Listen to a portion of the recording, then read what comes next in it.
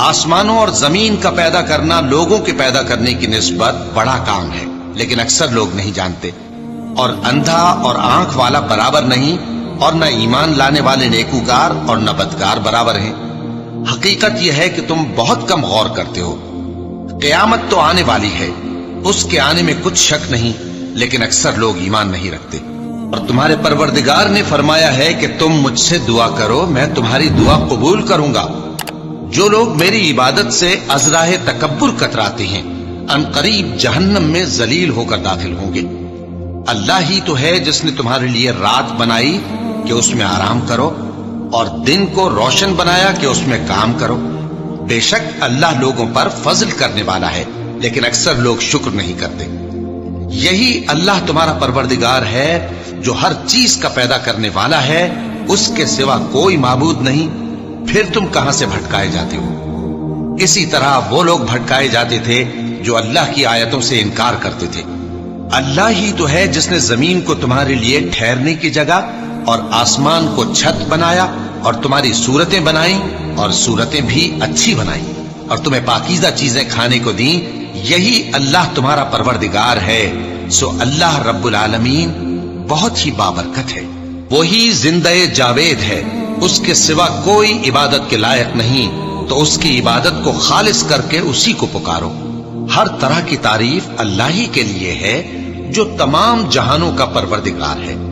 اے نبی کہہ دو کہ مجھے اس بات کی ممانعت کی گئی ہے کہ جن کو تم اللہ کے سوا پکارتے ہو ان کی پرستش کرو، اور میں ان کی پرستش کیسے کروں جبکہ میرے پاس میرے پروردگار کی طرف سے کھلی دلیلیں آ چکی ہیں، اور مجھ کو حکم یہ ہوا ہے کہ پروردگار عالم ہی کا فرما بردار رہوں۔ وہی تو ہے جس نے تم کو پہلے مٹی سے پیدا کیا، پھر نطفہ بنا کر، پھر لوتھڑا بنا کر، پھر تم کو بچہ بنا کر نکالتا ہے، پھر تم اپنی جوانی کو پہنچتے ہو، پھر بوڑھے ہو جاتے ہو، اور کوئی تم میں سے پہلے ہی مر جاتا ہے، اور آخر تم موت کے وقت مقرر تک پہنچ جاتے ہو، اور تاکہ تم سمجھو۔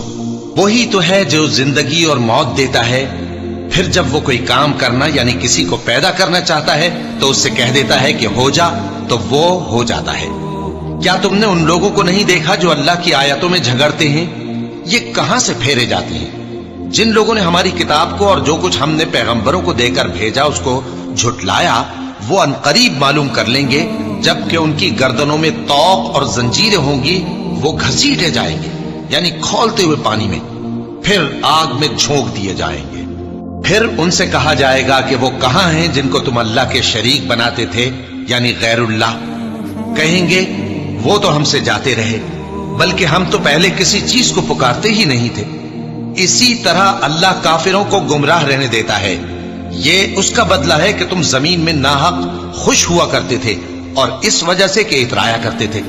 اب جہنم کے دروازوں میں داخل ہو جاؤ، ہمیشہ اسی میں رہو گے، سو متکبروں کا کیا برا ٹھکانہ ہے۔ تو اے پیغمبر صبر کرو کہ اللہ کا وعدہ سچا ہے، پھر اگر ہم تمہیں اس عذاب میں سے کچھ دکھا دیں جس کا ہم ان سے وعدہ کرتے ہیں، یا ہم تمہیں وفات دے دیں، تو بہرحال ان کو تو ہماری ہی طرف لوٹ کر آنا ہے۔ اور ہم نے تم سے پہلے بہت سے پیغمبر بھیجے، ان میں کچھ تو ایسے ہیں جن کے حالات ہم نے تم سے بیان کر دیے ہیں، اور کچھ ایسے ہیں جن کے حالات بیان نہیں کیے۔ اور کسی پیغمبر کو اختیار نہ تھا کہ اللہ کے حکم کے بغیر کوئی نشانی لائے۔ پھر جب اللہ کا حکم آ پہنچا تو انصاف کے ساتھ فیصلہ کر دیا گیا، اور تبھی اہل باطل نقصان میں پڑ گئے۔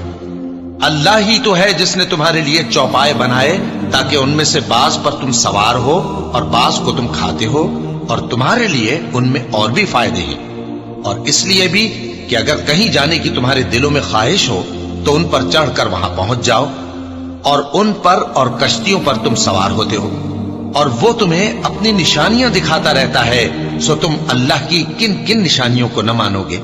کیا ان لوگوں نے زمین میں سیر نہیں کی تاکہ دیکھتے کہ جو لوگ ان سے پہلے تھے ان کا انجام کیسا ہوا؟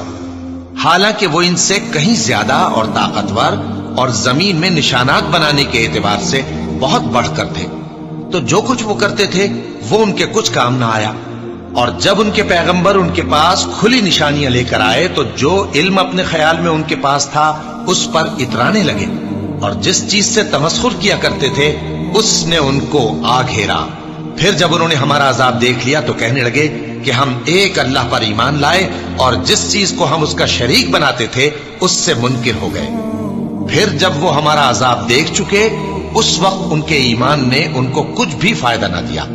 یہ اللہ کی عادت ہے جو اس کے بندوں کے بارے میں چلی آتی ہے، اور وہاں کافر گھاٹے میں رہ گئے۔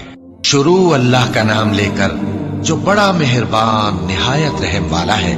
حامیم، یہ کتاب رحمان الرحیم کی طرف سے اتری ہے، ایسی کتاب جس کی آیتیں جدا جدا بیان کی گئی ہیں، یعنی قرآن عربی، ان لوگوں کے لیے جو سمجھ رکھتے ہیں، جو بشارت بھی سناتا ہے اور خوف بھی دلاتا ہے، لیکن ان میں سے اکثر نے منہ پھیر لیا اور وہ سنتے ہی نہیں، اور کہنے لگے کہ جس چیز کی طرف تم ہمیں بلاتے ہو اس کی طرف سے ہمارے دل پردوں میں ہیں، اور ہمارے کانوں میں بوجھ یعنی بہرا پن ہے، اور ہمارے اور تمہارے درمیان ایک پردہ ہے، تو تم اپنا کام کرو، ہم اپنا کام کرتے ہیں۔ کہہ دو کہ میں بھی آدمی ہوں جیسے تم، ہاں مجھ پر یہ وحی آتی ہے کہ تمہارا معبود ایک ہی معبود ہے، تو سیدھے اسی کی طرف متوجہ رہو اور اسی سے مغفرت مانگو۔ اور مشرکوں پر افسوس ہے جو زکوٰۃ نہیں دیتے اور وہ آخرت کے بھی منکر ہیں۔ جو لوگ ایمان لائے اور عمل نیک کرتے رہے ان کے لیے ایسا ثواب ہے جو ختم ہی نہ ہو۔ کہو کیا تم اس ذات کا انکار کرتے ہو جس نے زمین کو 2 دن میں پیدا کیا اور بتوں کو اس کا مد مقابل بناتے ہو؟ وہی تو تمام جہانوں کا مالک ہے، اور اسی نے زمین میں اس کے اوپر پہاڑ بنائے اور زمین میں برکت رکھی اور اس میں سامان معیشت مقرر کیا، سب 4 دن میں، اور تمام طلبگاروں کے لیے یکساں۔ پھر وہ آسمان کی طرف متوجہ ہوا جبکہ وہ دھواں تھا، تو اس نے اس سے اور زمین سے فرمایا کہ دونوں آؤ، خواہ خوشی سے خواہ ناخوشی سے۔ انہوں نے کہا کہ ہم خوشی سے آتے ہیں۔ پھر اس نے 2 دن میں 7 آسمان بنائے اور ہر آسمان میں اس کے کام کا حکم بھیجا۔